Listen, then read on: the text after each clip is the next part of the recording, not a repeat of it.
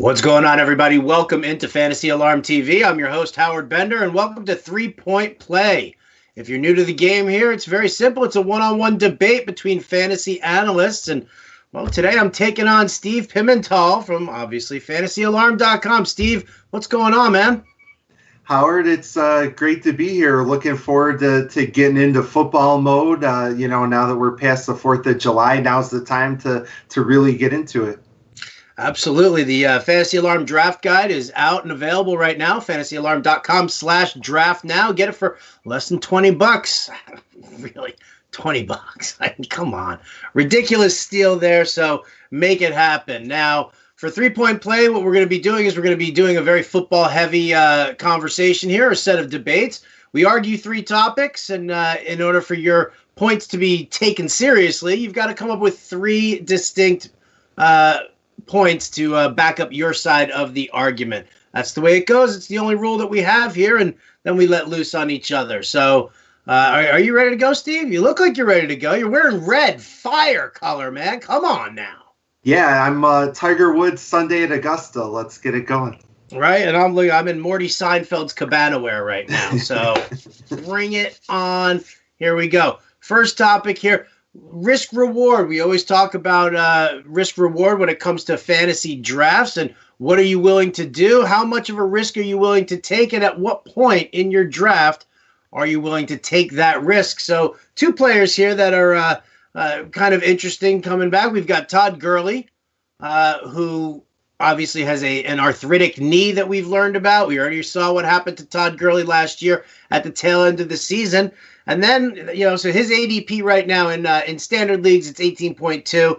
In PPR, it's 20.2. So about second round value, mid to late second round is where you're looking at for Todd Gurley. Opposite him, how about Darius Geis?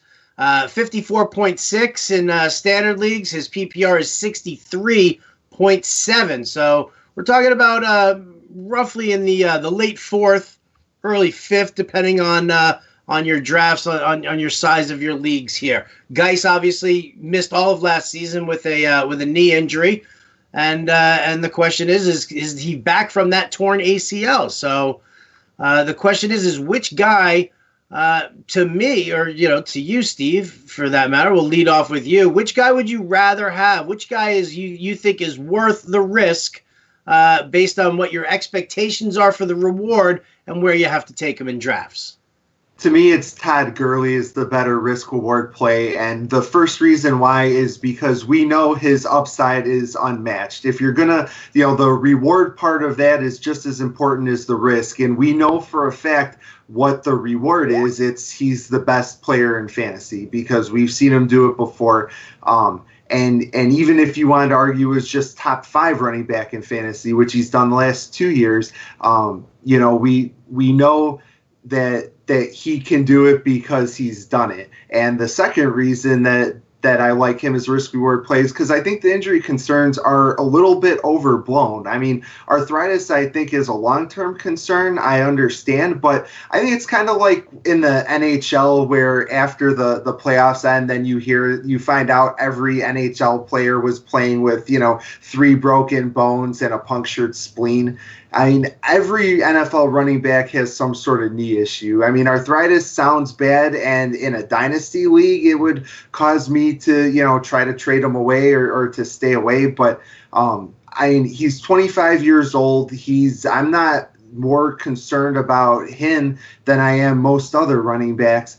And the third reason that I think you can take a risk with him is that the opportunity cost is negligible because the players that are going after him on average all have huge question marks themselves. And other than Antonio Brown, I don't want any of them. Are you really going to argue that Nick Chubb, Damian Williams, Leonard Fournette, Marlon Mack, Juju Smith-Schuster, Mike Evans, Patrick Mahomes, are any of those guys safer than Gurley? And we know none of them have the top 5 upside. So those are the 3 reasons, and you're wrong.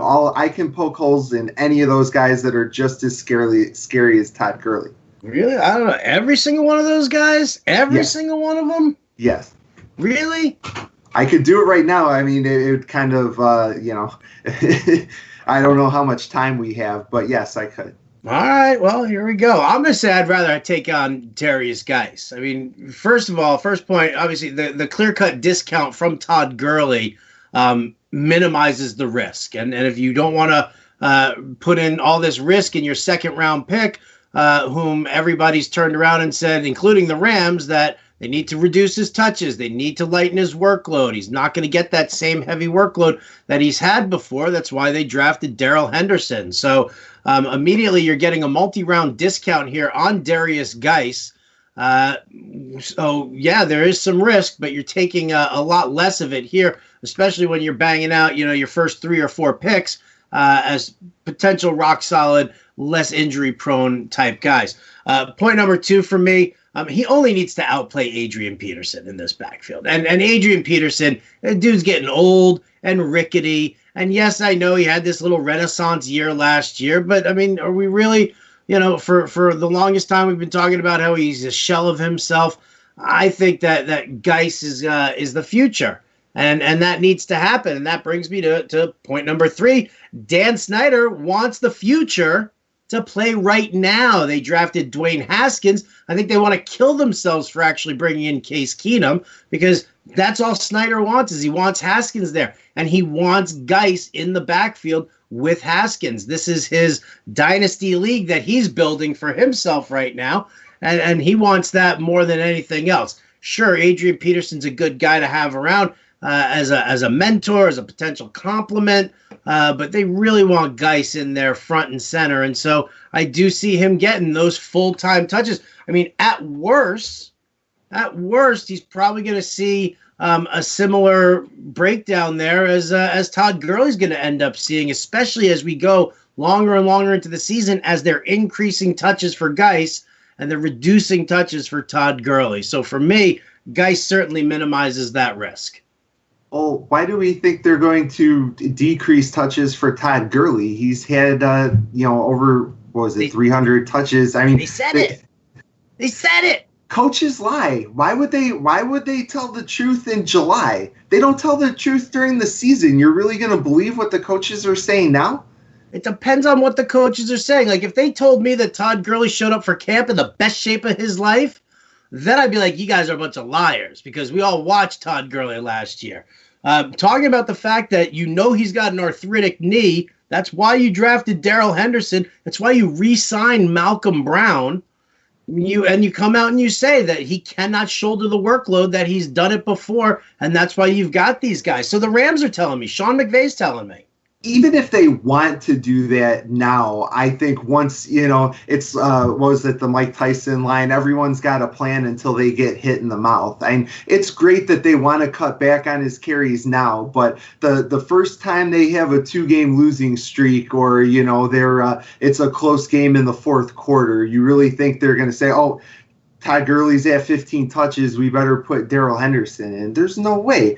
And neither of those guys are as good as Adrian Peterson. You're worried about the competition for Todd Gurley. Adrian Peterson could easily be the better running back. All of the upside with Darius Geis is theoretical. We know for a fact that Gurley is the best player in that backfield. We don't know that with Geis. I mean, even if you're right, that doesn't mean that that's how the Redskins are going to operate. And can you really say that offense is going to be as good? I mean, if you're saying both of these guys are going to, potentially have diminished roles, at least give me the one that's going to have a better offense. Well, the better offense, but the more passing targets, the more pass-centric that offense is. When you've got Cooper Kupp and you've got Brandon Cooks and Robert Woods and Gerald Everett as the tight end, and you've got guys who can catch passes like Malcolm Brown and Todd Gurley and Darrell Henderson, that's a lot of mouths to feed there. And if you're looking to reduce that workload, then that's the way you go. As far as there's no passing game in Washington right now. I mean, Case Keenum's under center. Trey Quinn's coming out of the slot. Everything else is cockapoo over there. Have you seen Josh Doxson on the field? That dude's a clown. A horror show. He's like a nightmare. Kill me. But he can catch the fade, Howard. He's tall. They can throw him the fade in the red zone. Dude, listen, the way Dan Snyder operates, Dan Snyder's like, yeah, give me the guys who I drafted. Give me the guys who I want in there. That's Dan Snyder. Not to mention the fact that Jay Gruden totally on the hot seat. I wrote about this in the Coach's Corner over at the Fantasy Alarm Draft Guide there. Jay Gruden is definitely on the hot seat. And I'll tell you, man, if you go with Case Keenum and you go with Adrian Peterson to start it off, and that team goes, 1-3, 1-4 in their first, 4 or 5 games, what's going to happen there? Dan Snyder's going to be like, dude, I write the checks. I'm the one that you need to appease here right now. I want Haskins in. I want Geis getting all the touches. You need to change this around or you're out of a job. What's Jay Gruden going to do? No. I don't need to listen to Dan Snyder at all. He only pays me. No one should ever listen to Dan Snyder. We can at least agree on that, correct? We totally agree on that. Totally. What do you guys out there think? Tweet us at Fantasy Alarm. I'm at RotoBuzzGuy. Steve is at Steve's Fantasy AD. And hit us up. Would you rather take the risk of drafting Todd Gurley in the 2nd round or Darius Geis in the late 4th or early 5th round? Which discount, which player would you prefer to have given the risk coming in? Let's move on to topic number 2 here. Let's talk about tight ends. I'm the tight end whisperer, but here we go. I want to know which tight end is going to have the bigger breakout, O.J. Howard or Vance McDonald. Now, these are 2 guys who I actually really love. Get me shares of both of them. The bigger breakout, though, I'm actually going to go with Vance McDonald here. I'll take this one first because, listen, Big Ben needs to lean. Point number 1, Big Ben needs to lean on more than just Juju Smith-Schuster. Like, Juju's going to be great, but Juju's going to be drawing that double coverage on a regular basis. So he needs that safety of having the tight end. We saw him do that a little bit last year in games where Antonio Brown was out. And we've seen, Big Ben lean on his tight ends before, back when it was like Heath Miller. So I think that he needs to take longer looks over at Vance McDonald. Point number 2, James Washington and Dante Moncrief. There's still crapshoots in this offense. I'm high on James Washington. I like him, and I think he's got the potential of becoming and stepping forward as that WR2 in that offense. Dante Moncrief, I can't stand. I mean, the dude has like occasional flashes. Moncrief's like your ultimate best ball guy that you take in like the 17th round because like 1 or 2 games he's going to hit it. The other, 14 games, nothing out of him. So with those kind of crapshoots there, how do you not give the looks over to Vance McDonald? And then number 3, you can't tackle this guy in space. You can't do it. When he gets ahead of steam and he goes chugging down the field there, he's a monster. Did you see that stiff arm that he gave to Chris Conti of the Bucks last year? Google or YouTube that one. Go down that rabbit hole and just type in Vance McDonald stiff arm. Holy cow. He ended up putting Chris Conti out for the season. He ended up on IR right after that play, basically. So, they need somebody vicious and aggressive in this offense. You lose Lev Bell, you lose Antonio Brown. Your identity is Juju Smith-Schuster's the nicest guy in the world to his fans. That's not Steeler football. That's not smash mouth football at all. You need somebody that's going to go out there filled with piss and vinegar and looking to hurt people. That's Vance McDonald. Well, that's great that Vance McDonald wants to hurt people, but I'm taking the guy who's actually proven that he is good for NFL offenses, and that's O.J. Howard. And the first thing I thought you were just going to tell me that nobody named O.J. would ever want to hurt anybody. I thought that was your first point. Unfortunately, no. I wish I had thought of that. No, my first point is O.J. Howard was a first-round draft pick for a reason. And all tight ends, there's been a learning curve. It's taken him a couple of years. But in his 3rd season, there's no reason to think any less of him than we did leading up to the draft, when pretty much everyone thought he had a chance to be a generational tight end. And I think that's what we're going to see in his 3rd season. And that's not even taking into account the second point, which is that he's been extraordinarily productive for a young tight end. Through the first 11 weeks of 2018, Howard ranked 5th among all tight ends in receiving yards, average depth of target, 4th in touchdowns, and 3rd in yards per target and yards per reception.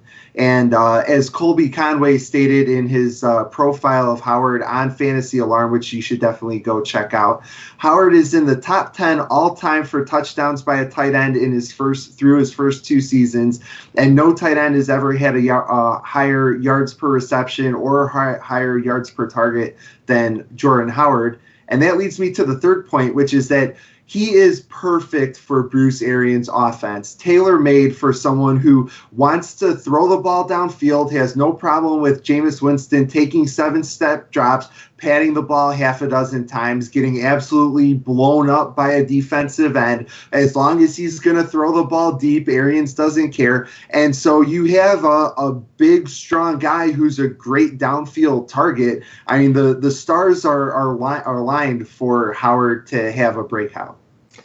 Listen, I would absolutely love to think that, and I do for the most part. I really do. I have to agree with you on the points. I do worry about because Bruce Arians, he's never really had a tight end that he's been happy to watch his QB throw to. I mean, when he was with Arizona, I mean, who was it? Jermaine Gresham, Ricky Seals-Jones. That's been a nightmare. Yeah, he's never had a tight end like O.J. Howard, though. Yeah, listen, again, I'm not going to lie. I love them both. I don't think either one of us could have lost this argument at all, just because I think they're two guys who are definitely primed to take a step forward here. O.J. Howard definitely needs to stay healthy, but then again, so does Vance McDonald. He's dealt with his share of injuries as well. All right, debate number 3. Well, here we go. Let's talk about some post-hype sleepers here. I always love talking about post-hype sleepers because I've basically spent an entire year of the game and off season listening to people crap on these guys for their lack of production last season. Well, both these guys, everybody was pretty high on coming into the year. I'm talking about Ronald Jones, back to the Bucs here. Ronald Jones, and then on the other side there, Rashad Penny. Now, Penny got hurt during training camp, and he missed a bunch of time there and ended up sitting behind Chris Carson for the majority of the time. Showed a little something in the tail end of the season there, but overall, huge disappointment for a number of people. Ronald Jones, huge disappointment as well. Got hurt during training camp as well. Never really took that step forward, and then had a tough time leapfrogging Peyton Barber in that backfield. So out of these two guys, Steve, who do you think is the better post-hype sleeper coming into 2020 or 19, whatever year we're in? I don't know. Apparently, I'm just gonna give me all the Bucs. I had no idea I was so big on the Bucs, but I'm going to take Ronald Jones. And again, it's going to come back to Bruce Arians. The first point, he has a clean slate with Bruce Arians coming in. Obviously, there was an issue with the old regime. You know, they hated. I don't know why they drafted him so high if they immediately hated him, but that's what happened. And you know, now he has a chance. He doesn't have any baggage with last season. And so he just has a chance to go out and compete and win the job and prove to everyone why he was so drafted so high. And the offseason reports, again, I'm not gonna quote this like the gospel, but offseason reports are that he looks like a completely different player than last season and in a completely different situation with a new offense and new coaches. That's not a surprise, and I think that's a good thing considering how bad it went last year. And then secondly, he only has to beat out Peyton Barber. I mean, you mentioned Rashad Penny has to deal with Chris Carson. Give me the guy who's got to outplay Peyton Barber, because I'm not convinced that you or I couldn't outplay Peyton Barber. And Jones doesn't even have to be an above-average NFL running back. Just be okay and be the main back in what we think can be a pretty good offense, and that's an RB2.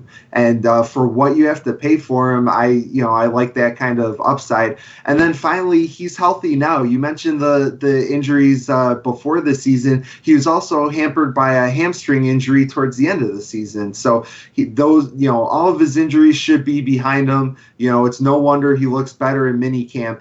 And so I don't think we should be surprised if he looks better in the regular season as well. I'm going to actually go on the opposite side here. I'm going to talk about Rashad Penny. I actually like Rashad Penny a lot this year. For a few reasons. I mean, number one, the Seattle Seahawks are a run-first team. Tampa Bay, pass first. That's just the offense that Bruce Arians runs over there. We saw this with Seattle last season. After the first 4 games, their offense really wasn't clicking. There's a lot of pressure on Russell Wilson to do more. And all of a sudden, Pete Carroll got a mule kick to the head and realized, oh, wait, we've always been a run-first team. That's what led us to the Super Bowl. Granted, I didn't rely on the run when I needed to in the Super Bowl, but yet still, we are run first. And they turned the whole system around last year, and they went back to that run-first methodology, and that was fantastic. So I'm really digging on that.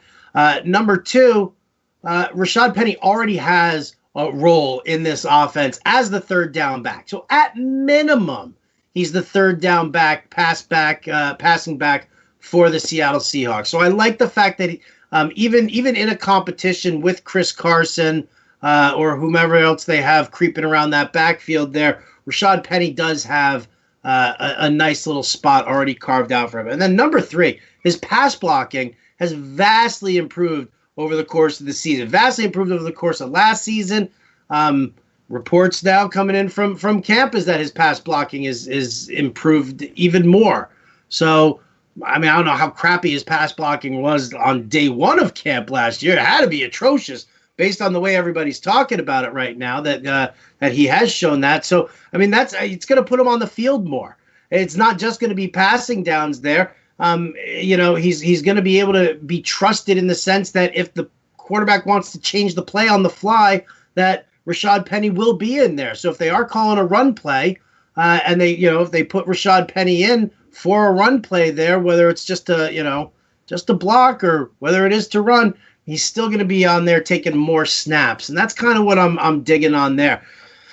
I know, listen, Peyton Barber is a total tomato can. I'm not going to lie about that. I think that it's a good situation for Ronald Jones, but the problem is Bruce Arians does really love having one single back. He's not a big guy about rotating in his running backs, and I haven't heard anything yet about Peyton Barber not having the job already. Like, it's his job to lose, supposedly.